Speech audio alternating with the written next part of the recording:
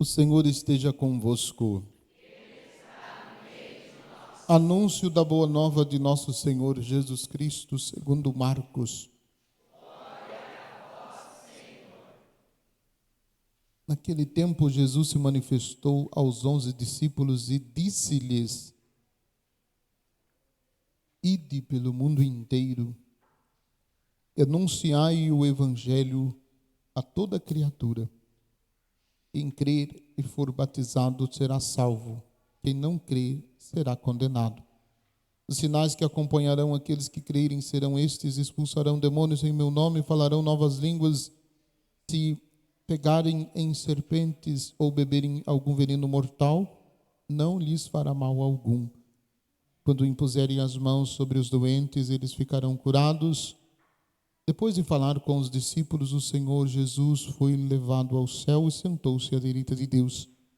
Os discípulos então saíram e pregaram por toda parte. O Senhor os ajudava e confirmava a sua palavra por meio dos sinais que a acompanhavam. Palavra da salvação. Glória a vós, Senhor. As palavras do Santo Evangelho perdoem os nossos pecados. Que assim seja. Podem sentar-se um pouquinho.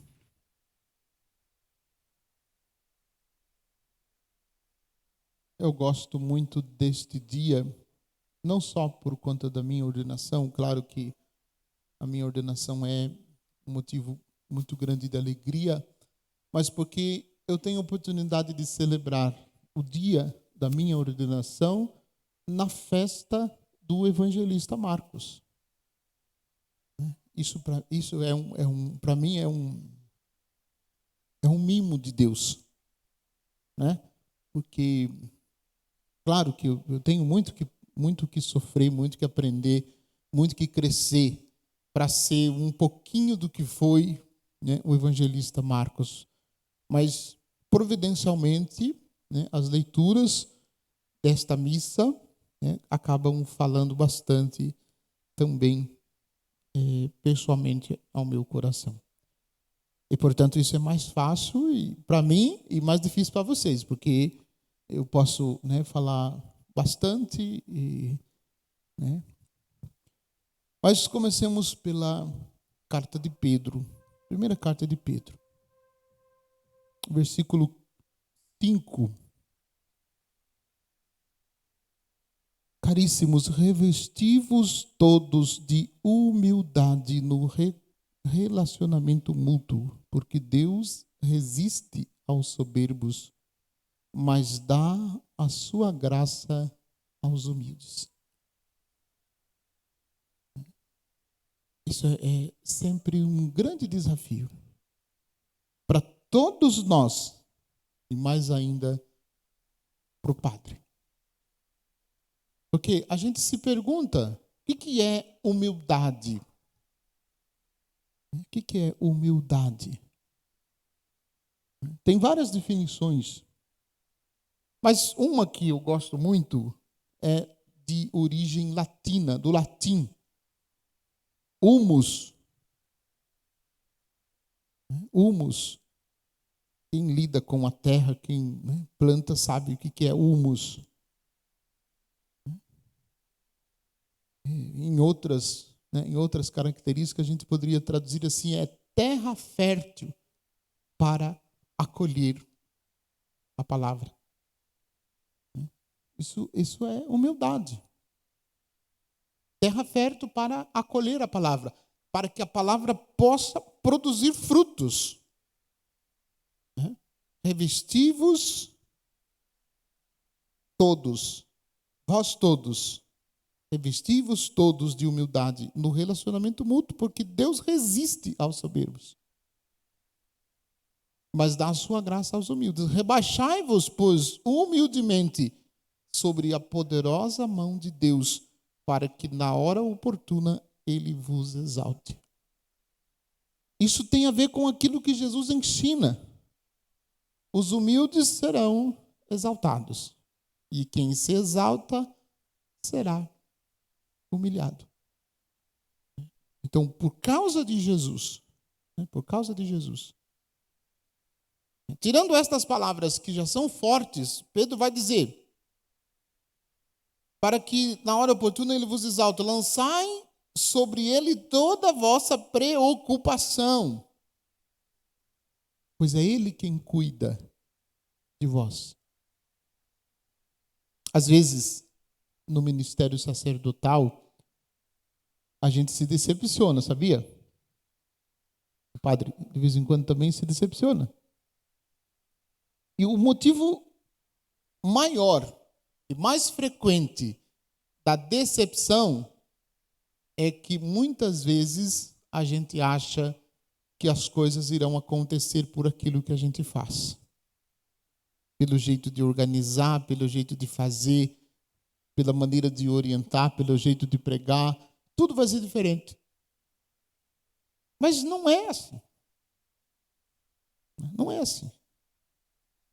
Claro que a gente precisa fazer a nossa parte, que a gente, como padre, precisa fazer o que for, né, possível fazer, mas nunca será pelos meus esforços, pelas minhas capacidades, porque eu fiz, porque... Não. Eu sou instrumento. Como eu gosto de dizer, eu sou cano enferrujado. Você já viu cano enferrujado levar água suja na torneira? Você não faz noção de como está o cano, mas a água, quando chega na torneira, está limpa. Eu sou cano enferrujado. Não estou falando isso para dizer que eu sou humilde, não. Não sou, eu preciso ser humilde. Mas é preciso reconhecer que tudo depende da graça de Deus. Tudo depende da graça de Deus. Todo dia eu rezava e perguntava para Jesus assim: Senhor, por que tu me fizeste sacerdote? Eu esperava que ele fosse dar uma resposta assim mais, dizer assim, mais suave, né? Mas Nosso Senhor nunca é suave, né? Ao menos comigo ele não é suave. Com vocês talvez ele seja, mas comigo não é. E aí eu senti fortemente ele dizer para mim assim: eu te fiz sacerdote porque se não fosse isso, você estaria me dando problema. Me dando trabalho e me dando problema. O Senhor falou isso comigo. Olha só, vê se a gente falar com a gente. Ele falou comigo. E aí ele completou. E aí, como eu te fiz sacerdote, aí ele diz assim, daí eu repito: como eu te fiz sacerdote, hoje sou eu quem te dou serviço. Olha só, se ele não tivesse me feito sacerdote, eu estaria dando serviço para ele. Como ele me fez padre, ele me dá serviço. E às vezes eu digo, não precisava ser tanto. Podia ser um pouquinho menos. Mas em tudo que eu faço como padre, coisas que só o padre pode fazer, né, é graça dele. Não é mérito meu. Não é porque eu sou bom. Esses dias não, à tarde eu vi uma homilia minha de 2012. Homilia de Domingo de Ramos de 2012. Olhando para a homilia daquele dia e olhando para o momento que eu vivo hoje, eu posso dizer como Deus é bom. Como Deus é bom. E é justamente esta consciência que me leva, né, a sempre colocar nas mãos do Senhor todas as minhas preocupações, pois Ele quem cuida de mim. Sede sóbrios e vigilantes. Aí Pedro alerta para um perigo. E notem que este perigo acontece com mais força para a vida do padre, mas também acontece com muita frequência na vida de vocês. Olha o que Pedro diz: sede sóbrios e vigilantes, o vosso adversário, o diabo, rodeia como um leão a rugir, procurando a quem devorar. Resisti-lhes, firmes na fé. Ele rodeia como um leão a rugir. E definitivamente, em alguns momentos, nosso Senhor me permite sentir a proximidade desse coisa ruim aqui, desse tranqueira. Do encardido, como dizia o Padre Léo. Em alguns momentos. Que, vamos dizer assim, é uma peculiaridade reservada ao padre, que você nunca vai saber quando. E eu também, por permissão de Nosso Senhor, eu não posso te revelar quando. Mas eu preciso, naquele dia, estar com Nosso Senhor. Com Nosso Senhor. Eu preciso, naquele dia, me recorrer à proteção da Virgem Santíssima, porque senão ele tenta destruir. Então, resisti-lhes firmes na fé, certos de que iguais sofrimentos atingem também os vossos irmãos pelo mundo afora. E Pedro vai dizendo, no finalzinho, saúda, como também Marcos, meu filho, saudai-vos uns aos outros com um abraço fraterno. A paz esteja com todos vós que estáis em Cristo.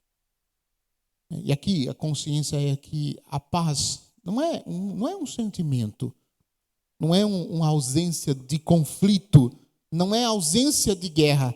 A paz que nosso Senhor, que Pedro está dizendo para todos nós ter, não é ausência de paz, de guerra, ausência de conflito.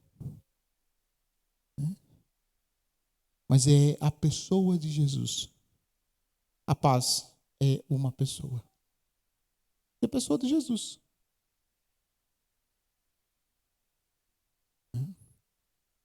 Depois o Salmo. Este Salmo, providencialmente, é o Salmo da minha ordenação. Das duas. Da ordenação diaconal, que aconteceu no dia 25 de agosto de 2009. Um dia chuvoso, uma chuva que Deus mandava. Lá na igreja, na comunidade de São Judas Tadeu, em Boituva. Uma chuva que Deus mandava. E a igreja, com aquela chuva, o povão de Deus tudo lá. Igreja lotada. Lotada. A presença de Dom Eduardo estava sendo ordenado. E também foi no dia 23 de agosto e no dia 25 de abril, no dia da ordenação sacerdotal, também foi este salmo. Com o mesmo refrão, que a liturgia sugeriu para ser cantado hoje. Senhor, eu cantarei eternamente o vosso amor. Aí tem o refrão do salmo. O amor é garantido para sempre e vossa lealdade é tão firme como os céus. E é, de fato, essa experiência, e como sacerdote, todos os dias, sempre de novo, Deus me permite viver. E o texto que nós ouvimos do Evangelho é bonito e é desconcertante, porque notem a frase: ide pelo mundo inteiro e anunciai o Evangelho a toda criatura. Este ide me reporta ao começo da vida dos discípulos. Não é Marcos? Marcos ele é depois, ele passa a fazer parte depois, mas ele narra, no começo do Evangelho de Marcos, ele narra o chamado dos discípulos. E Jesus olha para 4 irmãos, 2 duplas de irmãos. Ele diz: vinde após mim, e eu farei de vós pescadores de homens. Jesus, no começo, faz um convite. O próprio evangelista Marcos coloca isso como convite. Vinde, vinde, um convite. Se você quiser, vem, segue-me. Eu farei de vós pescadores. Era Pedro e André, Tiago e João, os quatro primeiros discípulos. Conta lá nos primeiros capítulos do Evangelho de Marcos. E eu fico surpreendido porque o que eles fazem? Eles deixam tudo. Deixa a empresa de pesca, deixa a família, vai. E vai. E isso, de algum modo, também acontece. Porque na vida do padre, né, os momentos de família, né, eu quase não participo dos momentos de família em casa. Né? Festas de aniversários. Domingo teve festa de aniversário de um dos meus sobrinhos. Né? Por causa, não que isso seja um peso e seja uma dificuldade. Não, não é. Mas, por alguns momentos, a gente tem que se ausentar. E, às vezes, nem todos os da família entendem, né, que a gente não esteja presente. Alguns acham que pelo horário que às vezes acontecem as atividades, dá perfeitamente para o padre estar presente. Mas não é possível, a gente deixou para trás. Então, me faz recordar o início da minha caminhada e me faz recordar que tem ainda um longo caminho para percorrer. Então, é uma ordem. O convite do início, os discípulos podiam ou não aceitar. Quando se convida para fazer alguma coisa, convite é convite, não é? Você é convidado para participar de uma festa. Claro que se você sabe que você vai ter comida de graça, não precisa nem fazer esforço, você vai mesmo. E eu também vou. Mas, quando convida a gente para essas ocasiões, e tantas ocasiões e tantos convites que a gente recebe, a gente pode ou não aceitar um convite. É um convite. Tá certo que alguns convites a gente fica, né, um pouco constrangido de dizer que não, mas, né, tem alguns convites, falta só acrescentar, assim, eu estou te convidando, mas não aceito não como resposta. Tudo bem, né, isso também acontece. Mas é convite, a gente pode não aceitar. Este ide de Jesus no Evangelho é uma ordem. Ide, anunciai o Evangelho. Ide pelo mundo inteiro e anunciai o Evangelho a toda criatura. Aí o Senhor descreve, né, que os sinais acompanharão. E também na vida do padre, né, esses sinais de algum modo acontecem. Mas também no início do sacerdócio aconteceram algumas decepções com este mandato do Senhor. Vou citar algumas aqui. Eu fui ordenado em abril. Em maio, numa das comunidades, né, da paróquia do Sagrado Coração de Jesus em Piedade, são mais de 20 comunidades também, quase igual aqui. Depois da missa me avisaram: padre, tem uma pessoa que está pedindo a visita do padre e é para o padre ir lá dar unção. Falei, tá bom, né? Vamos lá. Fui, peguei o óleo, fui lá, dei unção. Fiz a oração, dei unção, ungi com óleo, né, fui embora. No meio do caminho, a pessoa ligou, dizendo que a pessoa que qual o padre tinha dado a unção tinha morrido. Era a minha primeira unção, eu fiquei em crise, falei, Senhor, mas no primeiro já foi. Desse jeito não vou mais nem querer chamar o padre para fazer unção. Claro, eu sei, eu já sabia que quando acontece isso, a pessoa, né, Deus concede a graça de morrer em estado de graça, quando recebe a unção, né, e logo depois o Senhor chama. É estado de graça. Só que para a gente entender isso, pela fé, é uma coisa, Mas na realidade dos fatos é outra, totalmente diferente. E aí, depois de um ano, fui transferido, eu fui para Serquilho, e em Serquilho fui chamado no hospital, na Santa Casa, para dar unção para 2. Estava um do lado do outro no mesmo leito. Aí, eu fui, né? Fui lá, rezei, dei a unção. E depois? Morreram os 2. Um do lado do outro. Morreu um dia, um morreu um, no outro dia morreu o outro. Eu falei, Senhor, não vou mais não. Se chamar, não vou mais não. Aí, fui transferido para Sorocaba. Fui trabalhar na paróquia Nossa Senhora Medianeira. Aí me chamaram para dar unção no hospital. Escute, essa você vai, segure no banco para você não cair. Eu fui chamado para dar unção no hospital, uma pessoa que tinha sido contaminada por aquela doença do rato, leptospirose.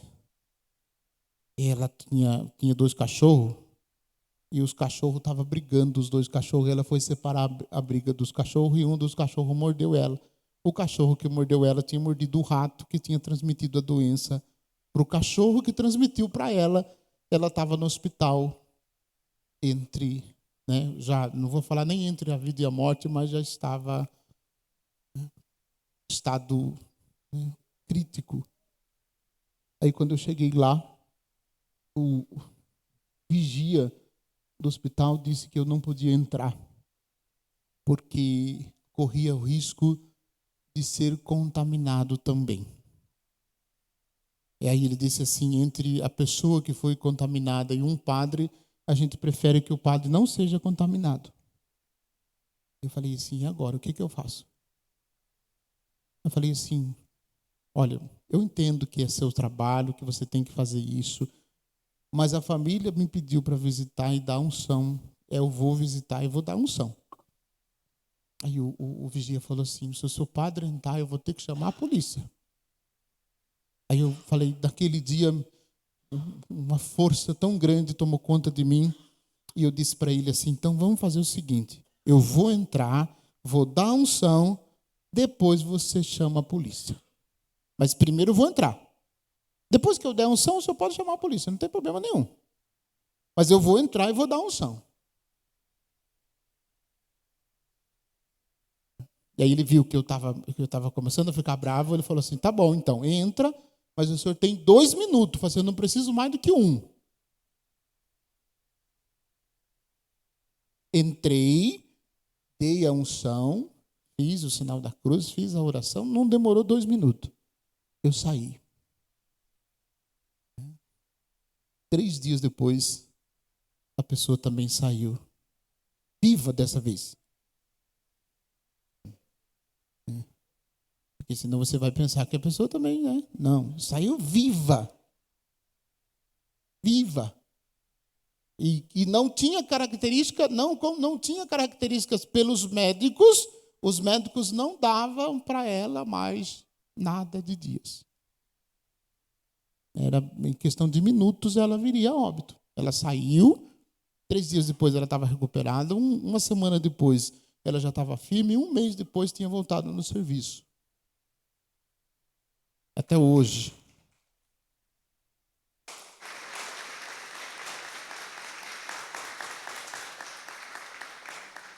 E até hoje ela trabalha, é cozinheira numa padaria em Sorocaba, e de vez em quando eu vou lá só para tomar um cafezinho e ver ela. Então, não é só. Depois tem outra. Esse moço aqui, ó. Olha o tamanho dele. Forte, né? Ficou com quantos quilos no hospital? 32. O menino estava com um palito. Uma vareta de cutucar-lua com esse tamanho todo que ele tem. Estava com Covid, lutando com uma fissura muito grave no pulmão, que não cicatrizava de jeito nenhum. Não havia meio de fazer fechar a fissura no pulmão. Ele estava entubado. Não podia tirar, não podia destubar porque o pulmão dele não aguentava. E a intubação não deixava que o pulmão dele melhorasse. Aí a esposa, nossa ministra, a Neia, convidou o padre para ir lá dar unção. E por conta de Covid, a gente não podia entrar. Eu não consegui tocar nele para dar a unção. A médica não deixou, ele estava numa... Né, a gente podia olhar só pelo vidro. Eu fiz a oração da unção, não consegui ungí-lo, fiz a oração da unção. E foi recomendado que levasse para ele uma imagem de Santa Filomena. E eu rezei a oração da unção. De longe, fiz o sinal da cruz. A médica estava no quarto. E eu pedi para a médica que, quando ela entrasse, ela levasse a imagem de Santa Filomena, colocasse na cabeceira da cama.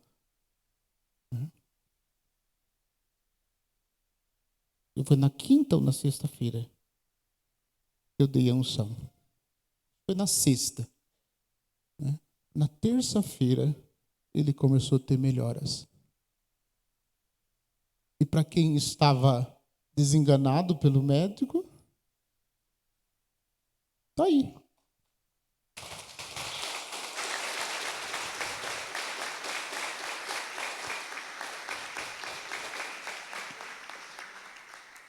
Então, assim, aconteceu algumas coisas que me deixaram, né,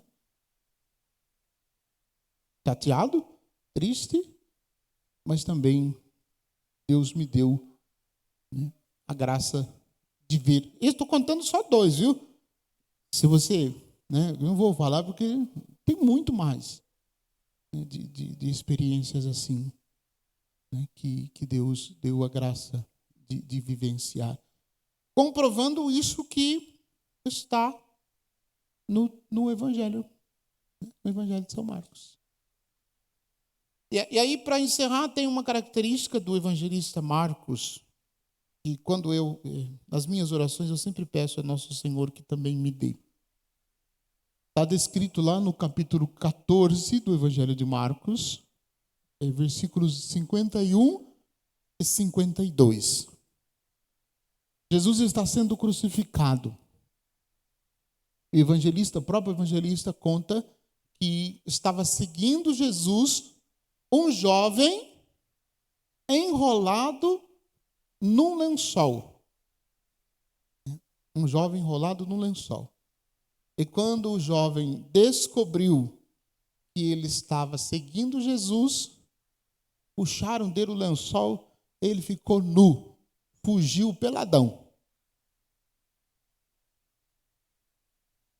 Para seguir Jesus nessas condições precisa ser corajoso. E eu peço para Jesus a graça não de fugir nu, mas a coragem de segui-lo. A coragem de segui-lo. Em todas as circunstâncias. Eu possa segui-lo. Nunca desista de seguir Jesus. Que eu nunca desista de seguir Jesus. E eu peço em todos os anos que eu celebro o meu aniversário de ordenação, eu peço que você reze por mim, pedindo a Deus 5 graças. Você já sabe, né, quais são as graças. E são as mesmas, eu não vou mudar. São as mesmas. A primeira, Deus me dê o dom da palavra, porque eu não sou um bom pregador e nem um bom orador. Então, que Ele me dê o dom da palavra, que Ele me dê o dom da sabedoria, né, palavra e sabedoria, que Ele me dê o dom da perseverança, né? Porque eu preciso da perseverança, que Ele me dê o dom da piedade e que Ele me dê o dom do discernimento. Cinco graças que eu tenho pedido para Jesus. Toda missa eu peço. E todo ano eu peço que você reze pedindo, né, para mim essas graças. É certo que se Ele me der essas graças, eu viverei bem o meu sacerdócio, né? E aí, como diria o santo cura Darcy, se o padre viver bem o sacerdócio dele, vocês podem ficar tranquilos que vocês estão bem. Se o padre não viver o sacerdócio dele, vocês comecem a rezar mais, porque daí vocês irão ter mais dificuldades.